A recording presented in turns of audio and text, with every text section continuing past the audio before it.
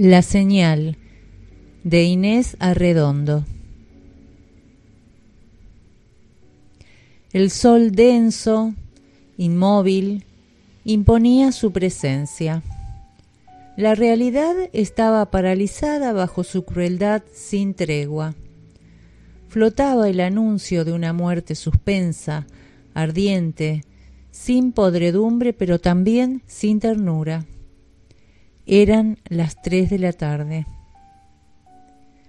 Pedro, aplastado, casi vencido, caminaba bajo el sol.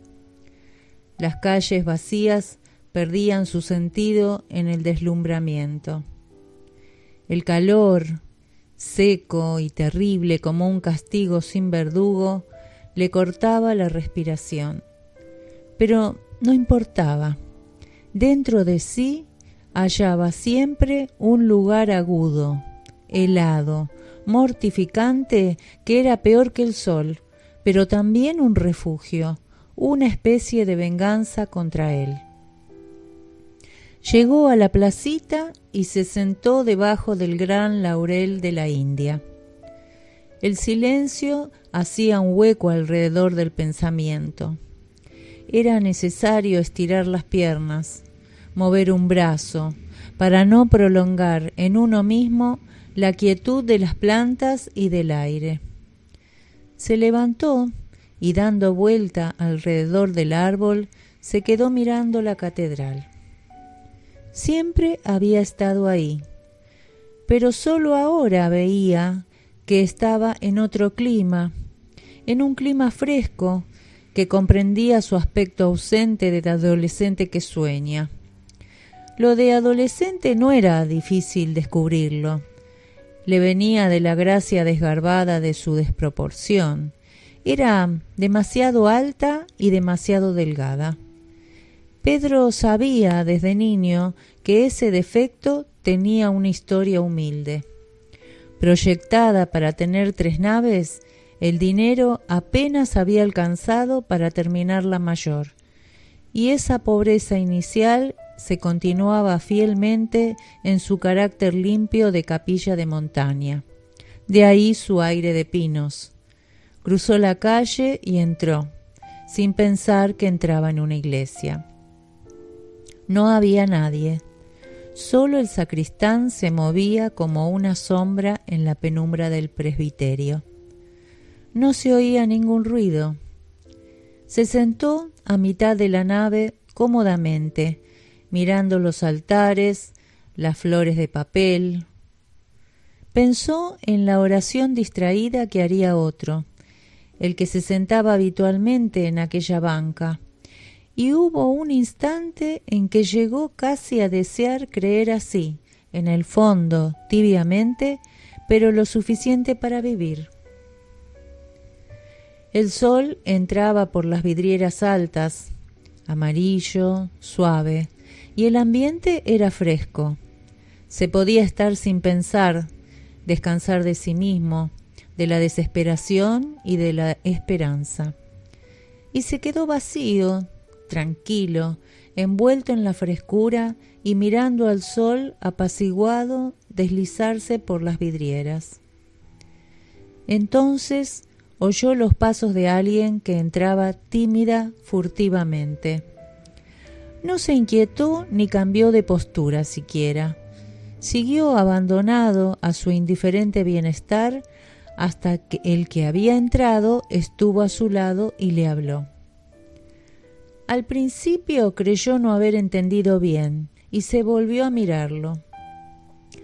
Su rostro estaba tan cerca que pudo ver hasta los poros sudorosos, hasta las arrugas junto a la boca cansada. Era un obrero. Su cara, esa cara que después le pareció que había visto más cerca que ninguna otra, era una cara como hay miles, millones, curtida, ancha.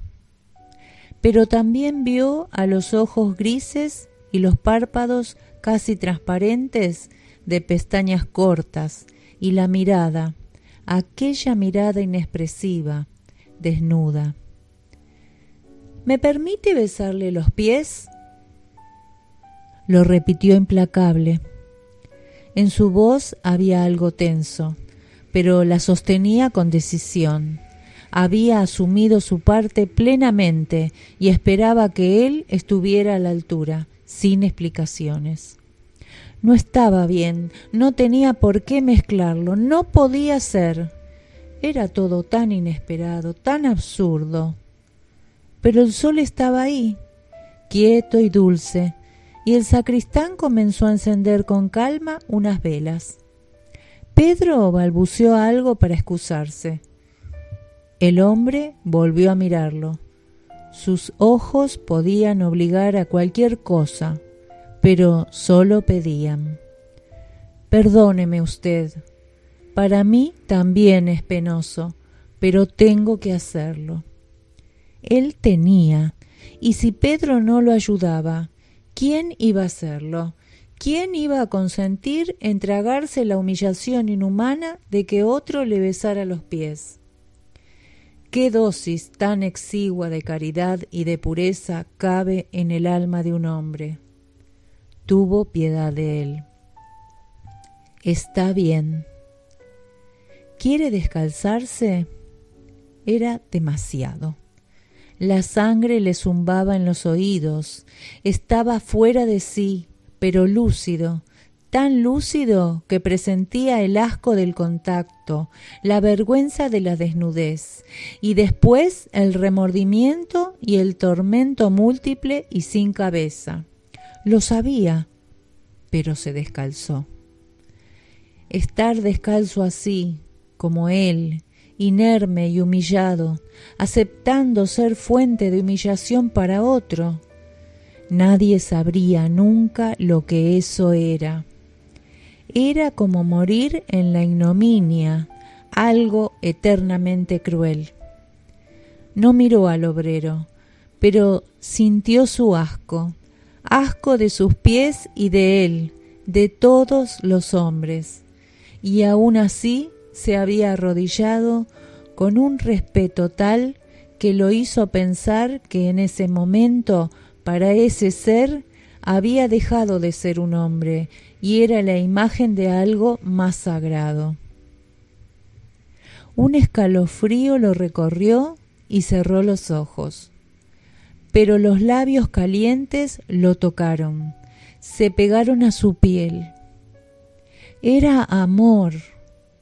Un amor expresado de carne a carne, de hombre a hombre, pero que tal vez el asco estaba presente, el asco de los dos, porque en el primer segundo, cuando lo rozaba apenas con su boca caliente, había pensado en una aberración. Hasta eso había llegado para después tener más tormento. No, los dos sentían asco, solo que por encima de él estaba el amor. Había que decirlo, que atreverse a pensar una vez, tan solo una vez, en la crucifixión. El hombre se levantó y dijo: gracias. Lo miró con sus ojos limpios y se marchó. Pedro quedó ahí, solo ya con sus pies desnudos, tan suyos y tan ajenos ahora, pies con estigma. Para siempre en mí esta señal, que no sé si es la del mundo y su pecado o la de una desolada redención. ¿Por qué yo? Los pies tenían una apariencia tan inocente, eran como los de todo el mundo, pero estaban llagados y él solo lo sabía. Tenía que mirarlos, tenía que ponerse los calcetines, los zapatos. Ahora le parecía que en eso residía su mayor vergüenza, en no poder ir descalzo, sin ocultar, fiel. No lo merezco, no soy digno. Estaba llorando. Cuando salió de la iglesia, el sol se había puesto ya. Nunca recordaría cabalmente lo que había pensado y sufrido en ese tiempo. Solamente sabía que tenía que aceptar que un hombre le había besado los pies y que eso lo cambiaba todo, que era para siempre lo más importante y lo más entrañable de su vida, pero que nunca sabría en ningún sentido lo que significaba.